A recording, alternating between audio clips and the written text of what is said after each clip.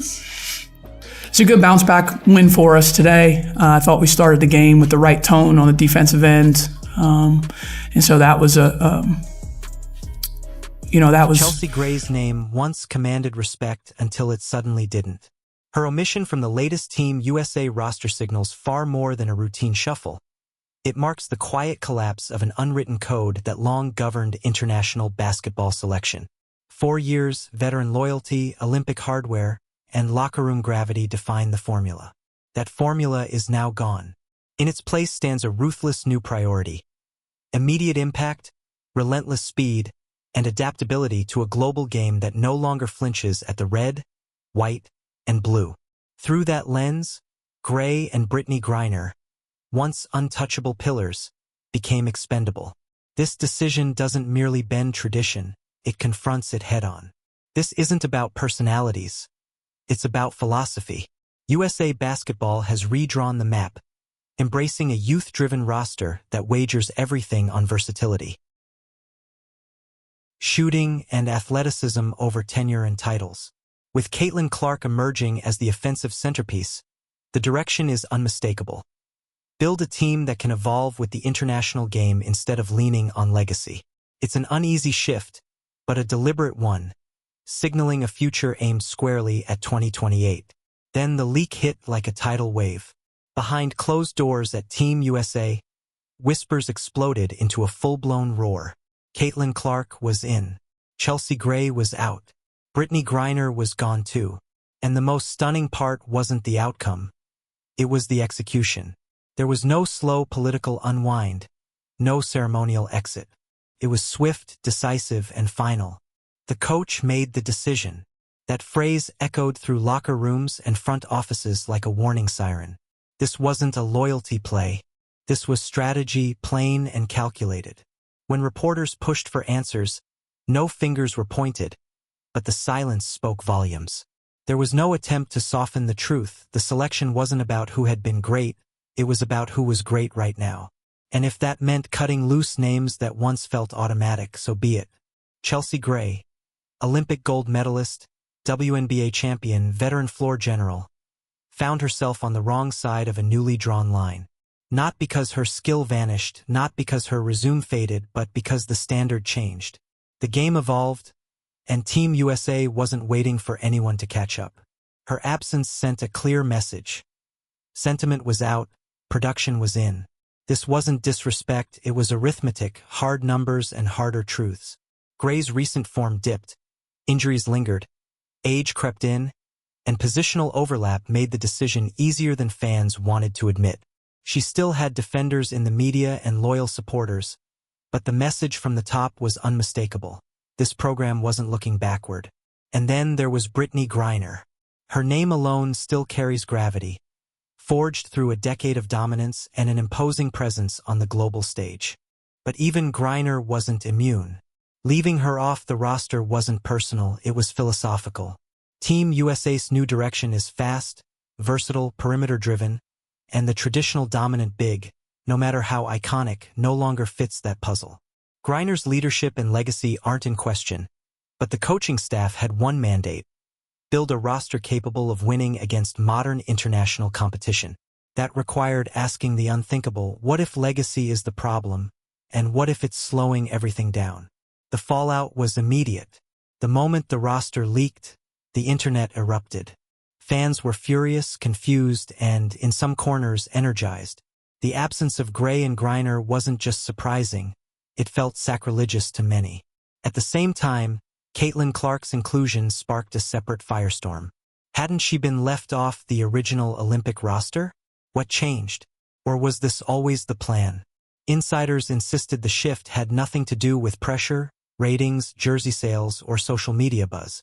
It came down to fit: Clark's shooting, her vision, her gravity, and her ability to stretch defenses in ways the modern game now demands. It made her indispensable. She didn't make the team because she was popular. She made it because the style of play demanded her. Cathy Engelbert didn't offer many confirmations, but her messaging carried a clear undertone. The league was paying close attention. Team USA didn't just need to win. It needed to evolve. And in Engelbert's world, evolution means following the data, adjusting to global trends, and making decisions that won't always sit well. Some choices sting, but her position was unmistakable. This is about the next chapter. Clinging to the past, no matter how decorated, won't prepare the team for what's coming in Paris or Los Angeles. Clark's spot wasn't a marketing stunt. She's been carrying the Indiana fever from day one, creating highlights and pulling up from the logo like it's routine. The numbers spoke louder than any debate panel, and her ability to flip the tempo of a game was exactly what this roster lacked. Still, her selection struck a match in a room full of gasoline. Fans asked how someone cut weeks earlier could now sit at the center of the team. But they weren't watching closely enough. The game is changing, and Clark isn't the exception. She's the prototype. This isn't just a roster change. It's a blueprint overhaul. Team USA's new philosophy is rooted in spacing, pace, and flexibility. The era of leaning on a dominant post-up center to overpower smaller teams is over. That formula no longer works when international opponents are raining threes, pressing defensively, and running for 40 relentless minutes. So the priorities shifted. Now it's about players who can switch across 3 or 4 positions, knock down perimeter shots, and defend in space. The result is a younger, quicker, sharper roster built not for nostalgia, but for the long game. Everything points to Los Angeles 2028. This isn't just a team for Paris. It's a foundation. The average age sits in the mid-20s, a full generational leap from past Olympic lineups, with every selection made with 2 cycles in mind: win now and grow together. That's where Caitlyn Clark becomes pivotal. She isn't just another scorer. She's the system being built around. Surround her with defenders, shooters, and wings who can run, and the vision comes into focus. A core that stays together, learns together, and peaks right as the spotlight turns to Los Angeles. But for every name added, one is left behind, and for fans of Griner, Gray, and other veterans, the hurt is real.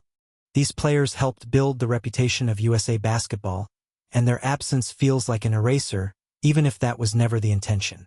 Caitlyn Clark understands the weight of this moment. Publicly, she's been quiet and respectful, but sources say even she was surprised by how abruptly the direction changed. She isn't trying to replace anyone. She's trying to rise to the opportunity, and that pressure is immense. Zoom out and the reason becomes clear. International women's basketball is closing the gap fast. Australia, France, Spain, none of them fear Team USA anymore. They have shooters, slashers, and systems designed to punish teams stuck in outdated formulas. If the US didn't evolve, they were going to lose. It's that simple. Now it's a race, not against opponents, but against time. Can this group gel before Paris? Can Clark lead under the brightest pressure? Can the staff withstand the backlash if it fails? That's what's at stake. The future of USA dominance now hinges on what's smart, not what's safe. Clark didn't just make the roster. She earned the green light. In scrimmages and workouts, the feedback was consistent. She stretched defenses in ways Team USA hadn't seen since Diana Taurasi's peak. Her range pulls defenders 30 feet from the rim, opening driving lanes and cracking rigid defensive schemes. That's not a luxury anymore. It's a necessity. And it isn't just the shots. It's the tempo, the way she flies off screens, threads impossible passes, and applies constant pressure. She wasn't added to fill a role. She was brought in to lead.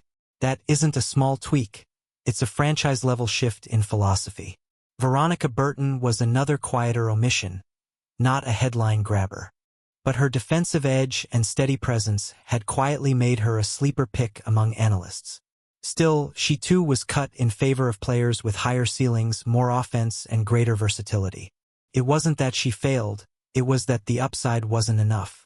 That's the cold reality of this process. USA basketball isn't patching holes anymore.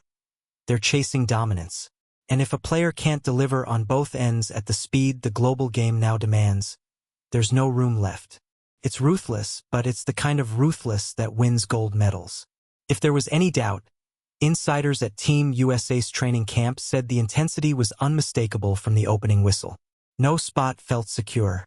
Players once assumed to be locks were getting outplayed.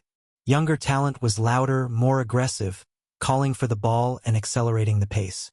Some veterans adjusted, others struggled. That tension simmered daily. One scrimmage ended with coaches huddled in silence, scribbling notes, and a staffer was overheard saying, "We're going to have to be bold." That mindset shaped the roster, not handshakes and memories, but film study and hard conversations. You could see it in the exhibition games, too. The tempo shifted. Gone were the slow, grinding possessions and automatic post entries.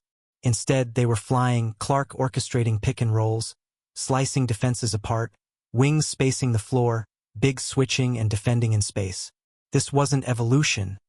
It was revolution. Fans watching knew immediately this wasn't the old Team USA formula. It was faster, sharper, more flexible, and no longer dependent on yesterday's star power. This team was built for now. So who made the final call? That part remains behind closed doors, but sources close to the staff say it came down to one person: the head coach. When the roster was finalized, there was no vote, no appeals, just a decision. The coach made the decision. That line stuck because it meant more than names on a list. It was a commit. In a short, measured statement, she said she was honored and excited to represent Team USA and planned to stay focused on getting better every day. But those who know her say the fire underneath is very real. She's aware of the backlash. She knows the narrative. Some insist she's there to sell tickets. Her camp is clear. She intends to prove, beyond any doubt, that she isn't just the future of women's basketball. She's the present. And with the ball in her hands, that proof may come down to chemistry. A roster shakeup this massive raises one unavoidable question. Will they mesh? The Olympic stage is unforgiving. Dominating training camp is one thing. Finding cohesion in crunch time against teams that have played together for years is another. Chemistry doesn't magically appear, and with a younger roster, leadership has to emerge fast. Clark may be the face, but this group will need vocal anchors. Teammates who can sustain intensity without letting ego creep in. That culture takes time, and without legacy leaders to stabilize the room, the risk is real. If this team fractures under pressure, the backlash will be brutal. International opponents sense it. They know Team USA is in transition. They see the speed and youth, but they also see potential cracks. Limited size, untested lineups, and unanswered leadership questions. Teams like France and Spain thrive on cohesion and ball movement, and now they believe experience can close the gap. They'll trap Clark, body her, switch relentlessly, and stress every rotation. Talent alone won't save Team USA anymore. This new strategy has to execute under fire or it collapses. What makes this moment even heavier is what it symbolizes: the end of an era. Legends like Sue Bird, Diana Taurasi, and Sylvia Fowles passed the torch believing legacy still mattered. Now that torch isn't being handed over, it's being taken. This new regime isn't preserving history. It's rewriting it, riding straight over it. Fans are split, some energized by the youth movement, others feeling betrayed as icons are cast aside. But what's undeniable is that Team USA has made its choice. There's no middle ground anymore, no safe selections, no hedging. This is a full reset, and the risk is massive.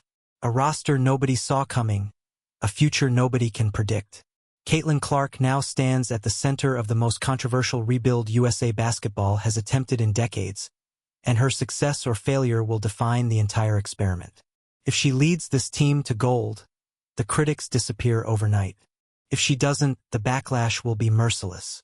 USA basketball has staked its identity on one belief: that the future is faster, sharper, and driven by momentum rather than medals. Whether that gamble pays off will be decided on the biggest stage in the world. Clark hasn't just lived under the spotlight. She's been under a microscope. Every possession, every practice rep, every reaction is dissected. She takes a hard foul and it's a headline.